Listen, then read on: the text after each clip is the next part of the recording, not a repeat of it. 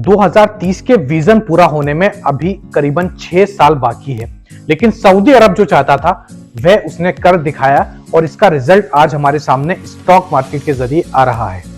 अस्सलाम वालेकुम, मैं हूं ताहा नसीम, आप देख रहे हैं टीएन अरब हिंदी न्यूज। मैं आप लोगों के लिए लेके आया हूं सऊदी अरब से जुड़ी कुछ खास और अहम खबरें अपने सभी गैर मुल्की भाइयों के लिए। सऊदी अरब की एक ऐसी एयरलाइंस है जिसमें फ्री में इफ्तार बांटा जा रहा है, उसके बारे में बात करेंगे। और सऊदी अरब ने रमजान के महीने में कौन कौन से नए ऑफर्स निकाले हैं इसके बारे में भी जानकारी आ रही है। सभी खबरों के बारे में विस्तार से बात करेंगे।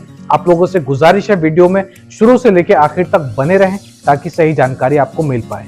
आप हमारे चैनल पर नए हैं तो चैनल को सब्सक्राइब करना ना भूलें। तो चलिए खबरों की शुरुआत करते हैं।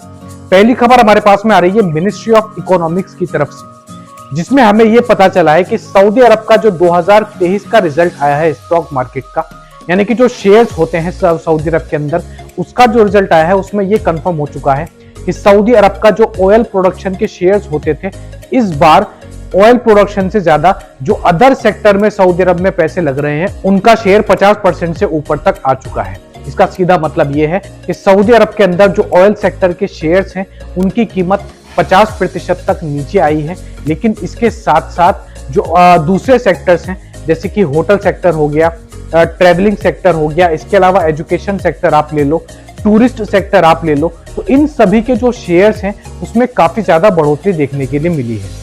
इसके अलावा टेक्नोलॉजी सेक्टर में भी अच्छी खासी बढ़ोतरी आई है और इनके शेयर इसीलिए बढ़े हैं, इनका जो भाव है वह इसीलिए बढ़ा है क्योंकि इस तरफ सऊदी अरब बहुत बड़ी मात्रा में जो है पैसे यहां से बना रहा है। तो सऊदी अरब के अंदर केवल अब ऑयल से ही कमाई नहीं होगी बल्कि दूसरी चीजों से भी कमाई हो रही है, जो कि सऊदी अरब का टारगेट भी था।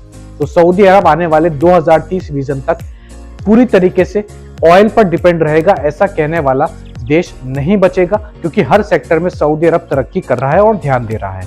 अब बढ़ते हैं अगली खबर की तरफ।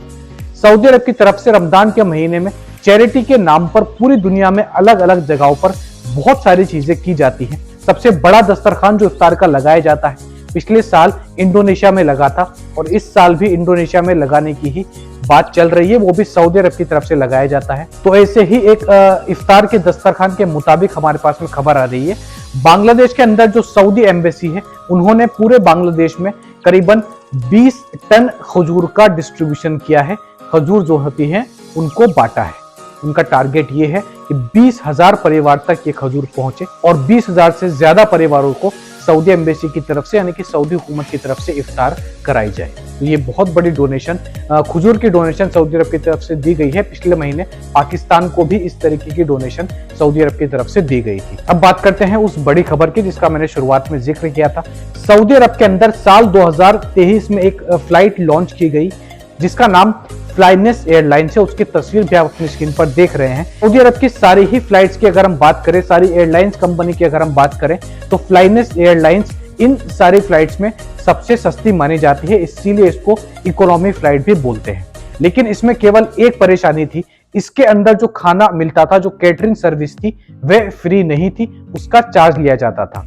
लेकिन रमजान के महीने में फ्लाइनेस एयरलाइन ने एक कैटरिंग कंपनी के साथ टाई अप करके अपने सभी यात्रियों को पूरे रमजान के महीने में, वो चाहे फिर नेशनल ट्रेवल करें या फिर इंटरनेशनल डेस्टिनेशन पर ट्रेवल करें, उनको फ्री में इफ्तार और सहरी कराया जाएगा। जितने भी पैसेंजर फ्लाइनेस एयरलाइन से ट्रेवल करेंगे उनको इफ्तार और सहरी के टाइम में एक स्पेशल पैकेट दिए जाएंगे जो कि बिल्कुल फ्री ऑफ कॉस्ट होंगे। तो फ्लाइनेस एयरलाइन से अगर आप उड़ते हैं, उड़ान भरते हैं रमजान के महीने में, तो आपको भी इस फ्री इफ्तार का लुत्फ उठाने को मिलेगा।